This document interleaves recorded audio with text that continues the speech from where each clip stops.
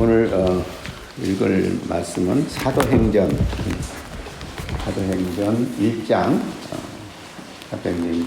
3절에서부터 8절까지 말씀을 보겠습니다. 사도행전 1장 3절에서부터 8절까지.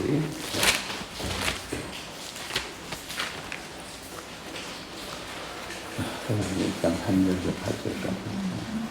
저와 여러분이 한 절씩 교대로 읽겠습니다. 사도행전 1장 3절에서부터 8절까지입니다.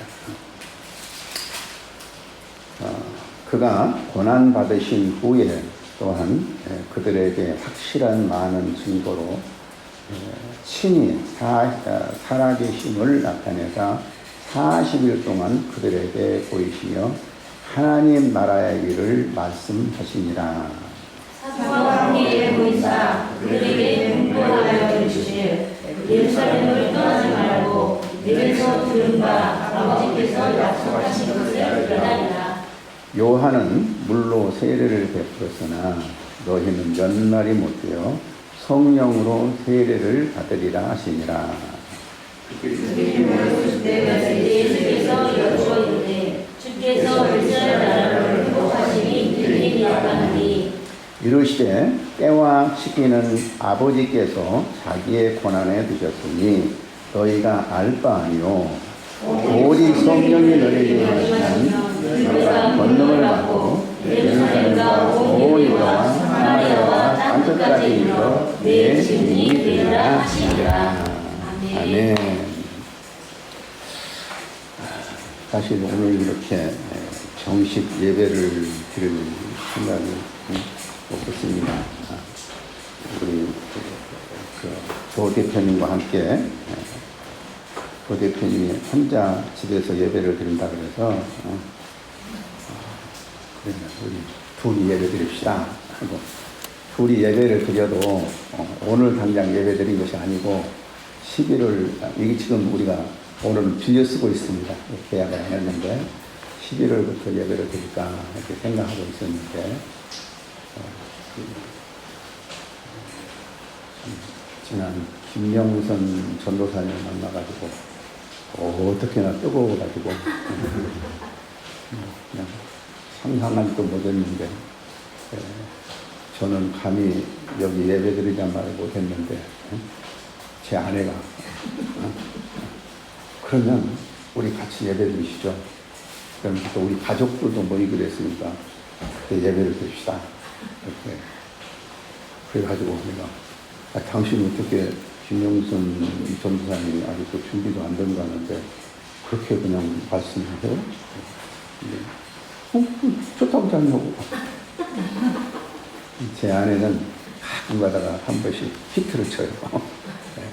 정말 가만히 있다가 어쩌다가 한마디 하게 되면 그것이 일어나가지고 우리가 반포에 집을 하나 갖게 됐는데 그때도 나는 하도 포기를 했는데 끝까지 해가지고 오후 집을 살 사람이 나왔대. 그래가지고 그 반포에 집을 하나 아주 싸게 산 것이 오늘날 내가 사역을 하는데 큰 운동력이 되고, 또 그때 피아노를 가르쳐가지고, 피아노를 별로 치기 싫어하시는 분인데 피아노를 가르쳐가지고 한때 엄청난 돈을 본 거야. 그래가지고 그 돈을 주면서 집으로 들어가는 거야. 그것이 우리 사역에 큰 원동력이 됐어요. 아무것도 않고 집에 있는 것 같아도 가끔 가다가 한번 히트를 쳐요. 그래서 나 그중에 너무너무 감동을 받아가지고 세상에 저렇게 준비된 사람을 우리의 동역자로 붙여주신다니. 그러고도 또 혹시 오늘 안 오면 어떨까 근데 어제 전화가 왔더라고. 어떻게 준비하냐고.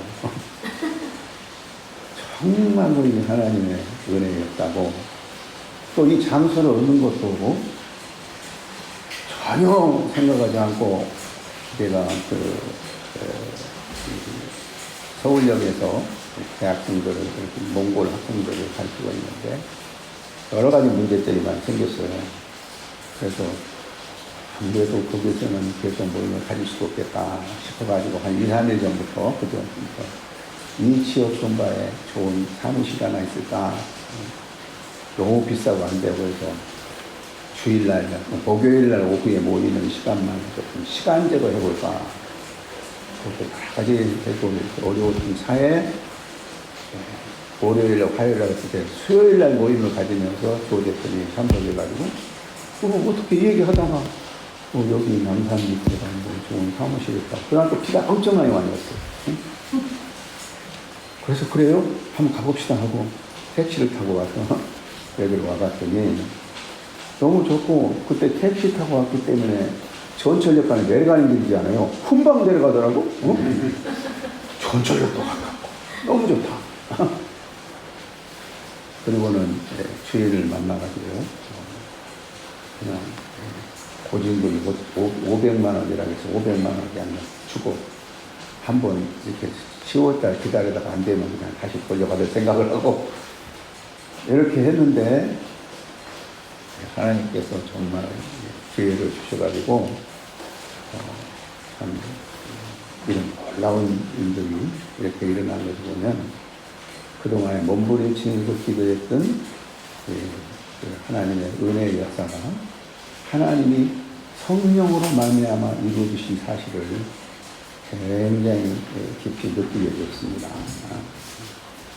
그리고 이 얘기를 우리 지난번 우리 안신호 장로님한테 얘기를 했더니 안신호 장로님 그냥 벌써 불이 탔어요. 지금까지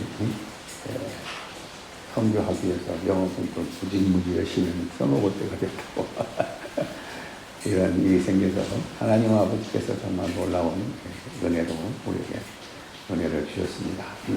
오늘은 하나님의 나라의 비전을 심어주신 예수님, 하나님 나라의 예수님에 대해서 말씀을 드리고자 합니다. 그 본문에는 예수님께서 부활하신 후에 확실한 다른 증거로 친히 살아계심을 나타내사 40여 동안 그들에게 보이시며 하나님 나라의 일을 말씀하셨다. 그리고 하나님 나라의 일을 이루기 위하여서 성령을 기다리라 말씀하셨죠. 성령 임하시면 권능을 받고 예루살렘과 온 유대와 사마리아와 땅끝까지 이르러 내 증인이 되리라 말씀하셨습니다. 여기서 우리는 첫째, 승천하시기 전에 제자들에게 주신 명령이 무엇인가? 둘째, 그 명령을 이루기 위하여 어떤 능력을 공급해 주시겠다고 약속하십니다. 첫째, 그리스도께서 우리에게 주신 이 놀라운 명령, 비전. 그것은 몇 절입니까? 3절에 보면 하나님 나라의 일을 말씀하시니라. 그렇죠? 하나님의 나라의 일을 말씀하시니라. 이 하나님 나라는 예수님의 공생의 메시지의 묘지였어요. 그래서 처음부터 마가복음 1장 15절에 보면 때가 차고 하나님 나라가 가까웠으니 회개하고 복음을 믿으라. 그리고 제자들에게도 누가복음 9장 2절에 보면 하나님 나라를 전파하며 하나님 나라를 전파라. 제자들을 가르쳤어요. 오늘에도 뭐죠? 오늘에도 오직 성령이 너에게 마시면 너희가 권능을 받고 예루살렘과 온 유대와 사마리아와 땅끝까지 이르러 내 증인이 되리라. 이 땅끝까지가 굉장히 중요해요. 지난 우리 김정선 집사님이 말할 때 우리 땅끝까지라고. 땅끝까지라고. 그래서 내가 계속 합니다. 땅끝까지? 땅끝까지? 땅끝까지? 땅끝까지? 예! 땅끝까지? 예! 무슨 의미를 알고 했는지 모르지만 땅끝까지? 땅끝까지? 땅끝까지. 땅끝까지 얼마나 중요해요. 땅끝까지. 우리는 보통 그냥 땅끝까지 하는 선교사들이 하는 거고 우리는 정말 용기생활이잖아요. 이렇게 하나님의 나라는 성령에 의해서 하나님의 백성들의 삶에 구현되는 그분의 통치가 하나님 나라예요. 하나님 나라는 성령에서 이루어지고 인간의 노력이나 능력이나 물질에 의해서 이루어진 것이 아니고 오직 성령의 능력에 이루어지며 하나님의 백성들의 삶에 드러나는 것이 하나님 나라예요. 하나님의 온전한 통치를 받은 하나님의 백성들이 있을 때 바로 그것이 하나님의 나라가 이루어졌다 이렇게 말합니다. 하나님은 그 나라를 이룬 것이 그 목적이요 믿는 사람에게도 그 나라에 대한 소망과 비전을 갖는 것이 목적이에요. 그러면 이런 하나님 나라의 비전을 어떻게 이룰 수 있다고 예수님은 말씀하십니까? 첫째로 예수님은 성령의 인도함을 받아야 된다. 여기 우리 4절과 5절 한 목소리로 한번 읽어볼까요? 시작. 사도와 함께 모이사 그들에게 분부하여 이르시되 예루살렘을 떠나지 말고 내게서 들은 바 아버지께서 약속하신 것을 지키니라. 요한은 물로 세례를 베풀었으나 너희는 연약이 못되어 성령으로 세례를 받으리라 하셨느니라.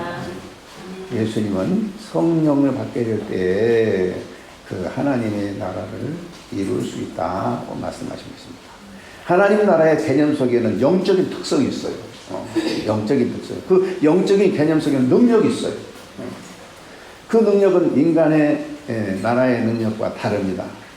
그러나 제자들은 아직 하나님 나라에 대한 이해가 부족했습니다. 그래서 제자들의 반응은 주께서 이스라엘 나라를 회복하시니 이때이니까. 그렇게 3년 동안 그렇게 가르쳤지만 하나님 나라를 가르쳤지만 아직도 하나님 나라에 대한 개념이 없어요. 그래서 주께서 이스라엘 나라를 회복하실 때가 이때이니까. 이 말 속에는 세 가지의 잘못된 제자들의 생각이 있다고 칼빈 선생님은 이렇게 주석을 했어요. 첫째로는 회복하다는 동사의 그 뜻은 정치적인 영토의 확장을 의미한 개념이라고요. 그래서 예수님이 참 정치적으로 영토를 확장해가지고 그 온 세계를 다스리는 그 왕국을 이루실 것이다. 이런 생각을 잘못했다는 거예요. 두 번째는 하나님의 나라를 이스라엘은 민족의 나라로 생각했어요. 민족의 나라로. 하나님 나라, 민족이면 하나님 나라입니까? 아니잖아요. 셋째는 이때는 하나님을 즉각적으로 이루어지고 생각했어요. 예수님이 이제 지금 바로 이 순간에 즉각적으로 하나님 나라를 이룰 것을 생각했다는 거예요. 그런데 하나님 나라는 즉각적으로 이루어진 것이 아니고 점진적으로 이루어지는 것이죠. 또한 이 하나님의 나라는 하나님이 직접 어떻게 나라를 이룬 것이 아니고 그 제자들을 통해서 예수님의 이름을 증거함으로만 하나님의 나라가 이루어진다고 그랬어요. 그래서 6절에서 제자들이 주께서 이스라엘을 회복하시기 때에 대한 예수님의 답변이 뭐죠? 주께서 이스라엘 나라를 회복하시니 때이니까.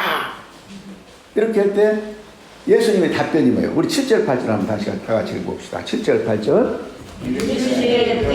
요한은 아버지께 고난을 주셨으니 너희의 알바가 아니고 오직 성령이 너에게 마시면 너희가 권능을 받고 예루살렘과 유대와 사마리아와 땅끝까지 이르러 내 증인이 되리라 하시니라. 여기 보면은 이 하나님의 나라는 점진적으로 확장된다 이 개념이에요. 이르시되 때와 시기는 아버지의 권한에 두셨으니 너희 알 바가 아니다. 때와 기한이라는 것은 하나님의 방식대로 하나님의 때에 따라서 점차적으로 이루어진 거예요. 점차적으로 이루어진 거예요. 이거 우리가 알 바가 아니야. 우리가 땅에다 씨를 씹어놓으면 어때요? 우리 마음대로 씨가 뽑아서 올라가는 것이 아니잖아요.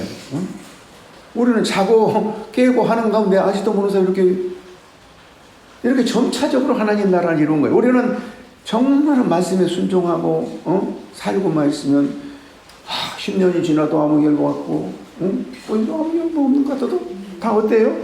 다 그것은 하나님의 때에 하나님의 방식으로 이루어지는 거예요. 그런데 우리는 내가 이 25만 명의 대학생 선교를 위해서 지금 생각해보니까 13년쯤 된 것 같아요. 쉬다 하루 일도 안 일어나요.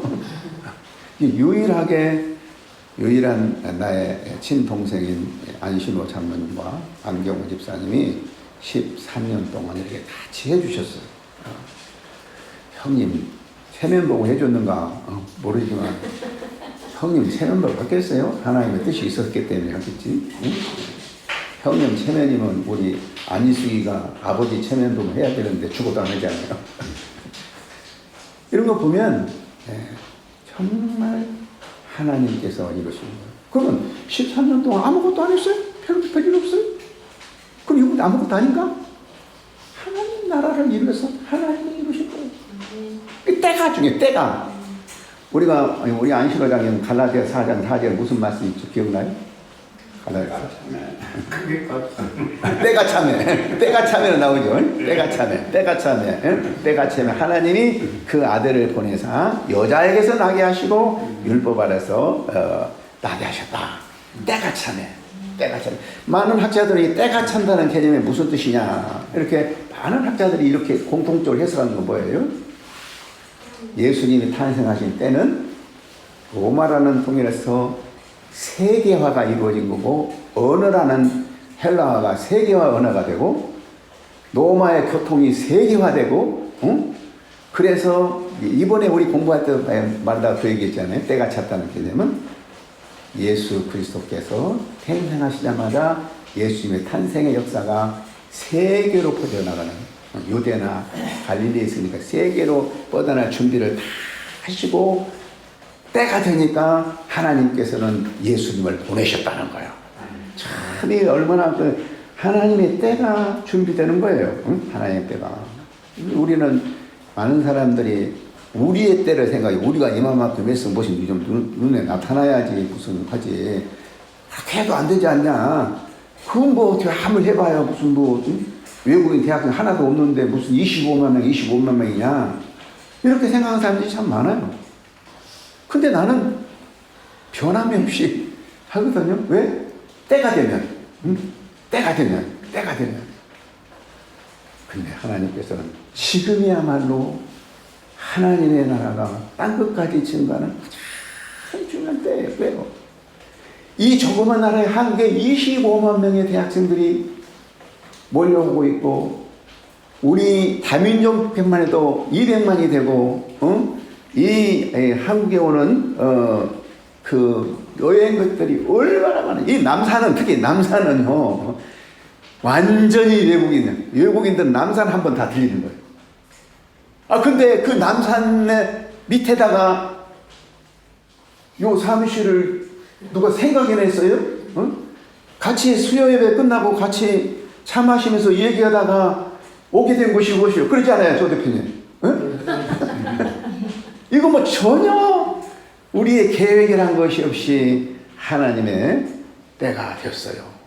그리고요, 그동안에 우리 안신호 장로님은 10년 동안 얼마나 영어를 배웠는지 아무리 배워도 모르겠대. 근데 그러면 포기해야 되는데 그래도 지금까지 공부하고 있어요. 그래도 지금까지. 이건 엄청난 하나님의 은혜예요. 때가 됩니다. 때가 돼요. 그래서 이제 우리는 이 때가 되어서 이 지역을 통해서 세계화할 수 있는 길이 열리게 되고 온 민족들이 다 모이게 되는 거예요. 그리고 가만히 생각해 봤더니 우리 오마음교회 안신호, 김명선, 이원숙 이 사람들은 새서식반 한다고 선도를 해요. 가을 보고 닭 같은 것이 여기에서 써먹을 수 있는 기회가 생긴 거야. 이제 외국 사람들 많아가지고. 그리고요, 요즘은요, 한국에 온 사람 다 한마디 두마디 한국말 합니다. 뿐만 아니라 요즘은 인터넷에서 치면 외국말 다 나와요. 몽골도 나오고 몽골도 나와. 몽골 다 나와요. 다 나와. 완전히 때가 된 거야. 때가 된 거야. 이 놀라운 때가 되어서 하나님의 점진적인 방법으로 하나님 나라는 이루는 것이지 하나님은 그냥 당장에 이루는 거야. 당장에 이루는 거야. 그러니까 점진적인 방법으로 참 더디고 소용이 없는 것 같아도 하나님께서는 그것을 설명해 주시는 것을 볼 수가 있습니다. 그런데 그러면 이 때가 이르게 되면 하나님의 방법은 어떤 방식으로 하나님의 나라를 이루는가? 하나님 이루는가? 성령의 능력으로 예수님을 증거해야 된다는 거예요. 8절에 보면요. 오직 성령이 너에게 마시면 너희가 권능을 받고 예루살렘과 온 유대와 사마리아와 땅끝까지 이르러 내 증인이 되리라. 아니 갈릴리 촌놈들 아무것도 없는 촌놈들 보고 땅끝까지 이스라엘 복음을 증거하라는 거야. 이게 말이나 되는 거예요. 아주 갈릴리 촌놈들 배움도 없고 이런 사람들 보고 이 땅끝까지 이뤄서 예수님의 증거가 되라 이거예요. 근데 그냥 무조건 하라고 그랬어요? 뭘 약속했어요? 성령이 너에게 임하시면 성령의 능력으로 하나님의 나라의 일은 하나님의 방식으로 성령의 능력으로 역사하는 것입니다. 그래서 우리는 늘 항상 우리 자신을 내가 뭘 할 수 있는가? 내가 나는 나이도 많았고, 나이는 건강하지도 못하고, 나는 어떻고. 그런데 성령의 능력으로. 사도행전은 어떻게 사도들과 성도들이 예수님의 이름을 힘써 증거하는 삶을 살았는가에 대해서 자세하게 기록되어 있습니다. 사도행전에서 가장 많이 나온 단어가 뭐예요? 말씀, 복음, 증인, 전도. 그래서 사도들은 항상 뭐라고 그랬어요? 5장 42절에 보면 그들이 날마다 성전에 있든지 집에 있든지 예수는 그리스도라 가르치기와 전도하기를 그치지 아니하니라. 예수님의 증거되는 곳, 복음이 선포되는 곳, 그곳이 바로 하나님의 나라가 이루어지는 거예요. 그래서 왜 예수님이 증거되는 곳에 하나님 나라의 비전이 성취되는가? 왜 예수님이 증거되는 게 하나님의 나라의 비전입니까? 모든 인간은 자기중심적인 죄이기 때문에 다른 사람을 받아들일 수가 없어요. 그 갈릴리 촌들, 지금 유대인들은 어때요? 유대인들은 예수 인정하지 않고 다른 사람 인정하지 않습니까? 않습니다. 인간은 지극히 자기중심적인 죄이기 때문에 다른 사람들을 받아들일 수가 없어요. 그래서 인간은 지극히 자기 방어적이고, 그래서 우리가 세계화는 가장 큰 걸림돌은 어때요? 자기중심적이에요. 우리나라가 발전이 더딘 가장 큰 이유, 역사적으로 뭐라고 해요? 대원군의 쇄국정책이라고 했죠? 쇄국정책 안 했다는 크게 받아들입니다. 지금 한국의 지금 가장 문제점이 뭔 줄 압니까? 혐오, 중국. 그래가지고 여기 명동 근처에서 중국 사람들 반대하는 데모를 하고 난리 법서 그래요. 이야, 중국 사람들이 엄청나게 몰려 들어와야 우리 한국의 기업은 살고 사는 거예요. 그래서 막 무비자 병들 오게 했는데 이 반대로 이 사람들은 중국 사람 몰아낸다고 난리 법석이에요. 이것이 얼마나 문제인가. 이것은 그 사람들뿐만 아니라 예수님의 제자들도 마찬가지였어. 예수님 제자들도 지금 예수님 제자들은 예수님을 모든 걸 버리고 예수님을 따라다녔지만 언제나 자기의 계획이 있고 자기 꿈이 있었어요. 자기 속셈이 있었어요. 속셈이 많은 걸 버리지만 속셈이 뭐요? 예수님이 나중에 왕이 되면 거기 나도 한잔 해야 되겠다는 거야. 한잔 해야 되는 거야. 요즘 정당들이 이렇게 힘들고 어렵지만 자기가 정권 잡으면 어떻게 한잔 하잖아요. 그런 꿈이 가득 차 있었어요. 예수님을 따라다니면서. 그래서 하나님께서 제자들을 훈련시킬 때 가장 큰 훈련이 너희가 자기를 부인하고 예수님을 받아들이는 훈련을 시켰어요. 그런데 전혀 안 받아들여요. 그래서 예수님이 어때요? 내일 모레 십자가에 죽으실 때가 예루살렘에 올라간다고 하니까 뭐예요?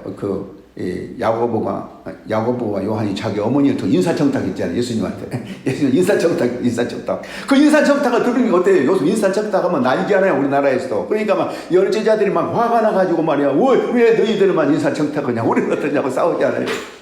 그리고 예수님이 십자가에 돌아가시기 전까지 길에서 누구한테라고 싸웠다고 해요. 그러니까 근본적으로 예수를 잘 믿는 사람도 근본적으로 자기의 유익과 자기 방식을 포기하지 못해요. 그리고 우리 마이웨이라고 해요. 마이웨이. 죄는 마이웨이. 자기를 포기하기 그렇게 어려워요. 그래서 예수님이서 그 요한복음 13장에서 17장까지가 주로 가르친 내용이 뭐였어요? 예수님이 직접 발을 씻겨주면서 너희가 서로 발을 씻겨라. 그리고 너희가 서로 사랑하면 사람이 나의 제자인 줄 알라. 서로 사랑한다는 건 뭐예요? 이 하나의 아가페적인 사랑이에요. 인간적으로 사랑할 수 없는 사람은 사랑하라는 거예요. 이것이 그리스도인들에게 주어지는 그 큰 능력이에요. 이거 아가페적인 사랑이에요. 이렇게 가르쳐도 못 받아들여.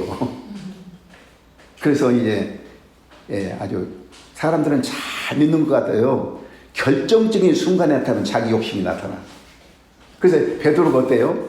나는 죽는데도 같이 간다고 아주 큰 소리 했지만 나중에 예수님 앞에서 위험되지 계집종 앞에서 3번이나 자기 부인했잖아요. 응? 자기가 손에 갈 것 같으니까 몰라 예수님 몰라. 이것이 인간에게 있는 가장 근본적인 죄가 뭐예요? 언제든지 자기중심적인 사고 속에 갇혀있어요. 어째서 우리 이숙이랑 이렇게 얘기하는데 뭐 어떻게 하냐고 물어보니까 뭐 어떻게 하냐고 그래서 그건 생각할 거 없어. 하나님의 뜻이면 돼. 그러니까 그래도 좀 우리가 상식적으로 생각한 거 있어야죠. 하나님의 뜻대로 순종하면 그 길이 선한 길이에요. 선한 길. 하나님의 뜻대로. 내가 당진에서 불과 집 한 채 팔아가지고 500만 원 5억 얼마 가지고 당진에 살다가 지금 서울 올라와가지고 내가 이렇게 부자가 된 건 어떻게 된 줄 압니까? 완전히 그냥 무대포식으로 하나님의 뜻이면 가라간 대로 가고 그리고 가다 오다 하니까 막 돈도 붙더라고. 하나님의 역사라는 건 정말 말로 다 할 수 없는 거예요. 말로 할 수 없는. 그런데 그것을 못해요. 그것을 못해. 결정적인 순간하면 내 생각, 나의 이익과 나의 중심적인. 근데 나의 이익과 나의 중심을 팍 버려야 거기에 아주 엄청난 능력이 역성하고 거기에 엄청난 일들이 일어나는 건데 그걸 못해요. 베드로도 못했다니까. 그래서 그는 그렇게 훈련받았지만 사도의 자격을 잃어버렸어. 예수님을 부인하는 사람 어떻게 사도가 됩니까? 그래서 이제 예수님 십자가에 돌아가시니까 어떨까요? 물고기나 잡으러 간다고 옛 생활에서 이제 먹고 살아야 되니까 그때 예수님이 부활하시면 다시 찾아오셨어요. 40일 동안 계셔서 찾아오셔가지고 물고기도 잡아주고 아침에 저한도 먹여주시고 사랑을 베푸시면서 내가 나를 사랑하느냐 3번이나 물으시면서 내 양을 치라. 이건 뭐예요? 베드로에게 사도직을 회복시키는 거예요. 3번 부인했단 말도 3번 부인했기 3번 얘기하면서 내 양을 치라. 내가 내 양을 너희한테 맡기겠다. 이게 사도직이야. 그동안은 예수님은 양을 맡길 수가 없어요. 자기중심적인. 그러니까 사꾼 목자가 되는 거예요. 사꾼 목자. 사꾼 어때요? 무슨 일이가 오면 도망가 버렸다 그랬잖아요. 베드로는 도망갔어. 무슨 목자가 돼. 그러니까 예수님께서 그에게 사도직을 회복시키는 거예요. 이거 굉장히 중요한 거예요. 내가 너를 사랑하냐? 내가 사랑하냐? 아가페적으로 사랑하냐? 그 말이에요. 아가페적으로 사랑. 베드로는 필레오적으로 사랑한다고 하죠. 예수님은 아가페적으로 네가 나를 사랑할 때 양을 치라. 양을 치는 사람 어때요? 양을 위해 목숨을 버리는 거라고. 목숨을 버리는 거예요. 그러면서 사도의 자격을 예수님께서 사도를 회복시키지만 사도의 자격을 이렇게 이제 자격 요건을 말씀해요. 사도의 자격이 뭐냐? 요한복음 이제 21장 15절부터 17절까지 사도의 자격을 회복시켜 18절에 뭐라고 그러냐면 내가 진실로 내게 이르노니 내가 젊어서는 스스로 띠띠고 원하는 곳으로 다녔거니와 늙어서는 내 팔을 벌리니 남이 내게 띠띠우고 원하지 않은 곳으로 데려가리라. 이 말씀을 하시면 베드로가 어떠한 죽음으로 하나님께 영광을 돌릴 것을 가르치십니다. 이 말씀을 하시고 베드로에게 이르시되 나를 따르라. 나를 따르라. 세상에 어떠한 영광으로 이제는 네가 사도가 되려면 어때요? 사도가 되려면 네가 그동안 네 마음대로 다녔지만 남이 띠띠운 대로 남이 띠띠운 이것이 사도의 자격이에요. 사도의 자격. 응? 베드로가 드디어 받아들였어요. 드디어 베드로가 받아들이고 이제는 자기의 신변의 유언과도 목숨이 두려워하지 않고 하나님께 온전히 순종하였어요. 그러면서 바리새인들이 반대하고 그러니까 내가 하나님께 순종하랴, 너희 말에 순종하랴. 그러면서 사도행전 2장 30절을 보면 그런즉 이스라엘 온 집이 알지니 너희가 십자가에 못 박은 예수를 하나님이 주와 그리스도가 되게 하셨다. 우리의 주는 그리스도다. 주는 어디에? 주 그리스도란 말은 그대로 왕의 주란 말은 절대적인 순종을 왜 하는 겁니까? 절대적인 순종이에요. 우리 그리스도인들 때 그 안에 본서서 해방된 하나님의 아들의 나라를 옮겼다는 말은 무슨 말이에요? 이제는 사단을 숭배하는 사람이 아니고 절대적인 그리스도를 숭배하면서 하는 거예요. 그리스도를 숭배할 때 모든 악의 세력을 우리가 이겨나갈 수가 있는 거예요. 지금 우리는 베드로사로 같이 하나님을 믿으면서도 항상 자기의 꿈, 자기의 세속적인 꿈에 사로잡혀 있고 나는 안 되는데 이런 그 생각을 가지고 사는 사람이 참 많아요. 이제 우리 강성의 사모가 이제 폐병을 앓고 이제 있는 가운데 몸 건강에 굉장히 신경을 쓰며 이렇게 하면서 또 이제 저분은 원래 친구들이 많았는데 예수 믿는다고 친구 다 끊었어요. 그리고 온 마음 교회만 섬겼는데 온 마음 교회 안 나가게 되니까 무슨 누구 만난 사람이 없어요. 그러니까 항상 집에 침대에 앉아서 스마트폰을 보고 이렇게 앉아 있고. 근데 그렇게 좋아하던 그림 그리기가 딱 싫어졌대. 그런 게도 싫대. 그러고 혼자 있어. 그러니까 우리 며느리가 와서 보니까 참. 그리고 직접 마음을 보고 자기 시누이한테 어머니 항상 집에서만 이렇게 혼자만 갇혀 있는데 참 저러면 좋지 않을 텐데 그런 얘기를 하더라고. 그때 그 생각이 나더라고. 당신 그림 그리시오. 앞으로 그림도 가르치고 그러지. 그냥 그게 열심히 일하다가 쓰러지면 죽으세요. 그렇게 살다 죽어야지 그게 침대에만 오랑노랑 해가 그렇게 살면 되겠습니까? 하면서 내가 주님 앞에 자기 젊은 사람인데 나 같은 사람 뭐 허리도 굽죠. 누가 뭐 좋아하겠어요. 누구 다른 사람에게 눈치 볼 거 뭐가 있어? 나는 하나님의 당당한 하나님의 딸이고 당신 얼마나 훌륭한 사람이야? 영어도 잘하고 그림도 잘 그리고 성경도 잘 가르치고 뭡니까 그 큐티를 지금 뭐 50몇 년 동안 한 번도 안 바뀌고 그런 떠올라온 인재가 방구석에만 이렇게 앉아 있어. 근데 하라고 앞으로 원골 학생들에게 성경도 가르치라고. 내가 그랬어. 이야, 참 하나님의 뜻대로 순종하고자 하니까 얼마나 놀라운 일이 있느냐면요. 제가 이 몽골 교회를 가서 섬기면서 몽골 학생을 했는데 굉장히 어려운 일이 생겨가지고 그 문을 닫혀있어요.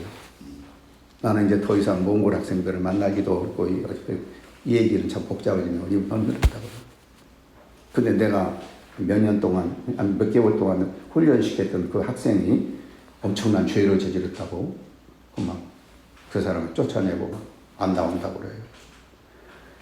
와, 그러니 내가 어떻게 되겠어요? 지금 몇 개월 동안 막 한 달을 했는데 근데 하나님이 놀라우지 목사님 이러시더라고요. 그러니까 그 학생을 매주 목요일날 이제 같이 성경 공부하고 기도하고 있는데 지난 뭐 한 번 안 나와서 남자는 다시 나와가지고 같이 얘기해 보니까 죄진지 아니야. 그게 절대 잘못된 일이 아니에요. 아니 그리고 성경을 열심히 배우고 있으면서 내가 지난 목요일 날 만나가지고 또 혹시 네가 알고 있는 학생들 성민교회는 이제 우리 가기도 힘들고 그러니까 여기에서 너네들만 좀 모임을 가지면 안 되겠냐? 어? 그리고 통역은 네가 하면 안 되겠냐? 통역 장사 모르는데 해보죠. 저 잘할 수 있어요? 그러면서 지난 목요일날, 엊그제 목요일날 갑자기 그 아침에서 공부하다가 여기에서 몽골 학생들하고 성경 공부를 하재. 그럼 학생들이 오겠냐? 올 수 있대요. 자기가 하면. 그래서 하기로 했는데 다시 보니까 목사님 학생들이 5명밖에 못 와요. 그래. 5명 못 오냐? 거기 있을 때 학생들은 사실 5명 제대로 못 왔거든요. 교인들만 많이 모였지? 오게 하라 했어. 5시가 되니까 7명을 데리고 왔어요. 그래가지고 여기서 이렇게 성경 공부를 하는데 얘들이 얼마나 좋아하는지, 에? 그동안에 말 안 했던 날도 말도 하고 그래가지고 막 여기 계속 나오고 싶다는 거야. 근데 바로 여기가 자기 숙소가 여기서 걸어서 오는 길이야. 걸어서 오는 길이야. 이야, 내가 얼마나 하나님이 하시는 일이라는 것이 굉장히 중요한 것인가. 우리가 이렇게 해서 소위 콜럼버스의 달걀 세우는 일을 하면 우리 같은 사람이 이런 일을 하게 되면 이제 한국에는 다 우리들을 배워서 교회마다 외국 성교를 하면 금방 25만 명 대학생 선교를 이루어지는 거예요. 우리는요, 우리가 다 하는 게 아니야. 우리가 정말 불가능한데 가능한 것을 이루어서 열매를 맺으면 그 결과는 일어나는 거예요. 그래서 우리는 오직 성령이 너에게 임하시면 너희가 참 권능을 받고 예루살렘과 온 유대와 사마리아 땅까지 이르러 증인이 되리라. 이르시되 때와 기한은 아버지께 자기의 권한에 두셨으니 너희의 할 바가 아니다. 너희의 할 바가 아니다. 하나님의 때에 따라서 하나님의 방식으로 그것이 아주 점진적으로 더디게 이루어져도 반드시 이루어진다는 거야. 그럼 그 이루어질 때까지 우리는 인내하며 부르짖으라. 인내하면서 세상은 변할지라도 당신 약속이 영원하다는 말씀을 가지고 하게 되면 우리는 하나님께서 놀라운 은혜의 역사가 이루어지리라고 믿습니다. 하나님 아버지 감사합니다. 오늘 이렇게 하나님의 방식대로 상상치 않게 이렇게 예배가 시작됐사오니 앞으로 이 예배를 계속 이루어 주시옵소서. 이제 몇 명이 나오든지 간에 우리는 하나님의 때를 기다리면서 앞으로는 이 예배가 한국말을 잘하는 외국인 대학생들도 와서 예배를 드리는 이 모임으로 발전시켜 나가기를 원합니다. 성령께서 허락해 주시고 10월 한 달 동안에 우리가 이 예배를 해보고 이것이 정말 좋은 일이면 이제 11월부터는 정식 계약을 해서 우리가 이 사무실을 쓸 수 있도록 축복하여 주시옵소서. 예수님의 이름으로 기도합니다. 아멘.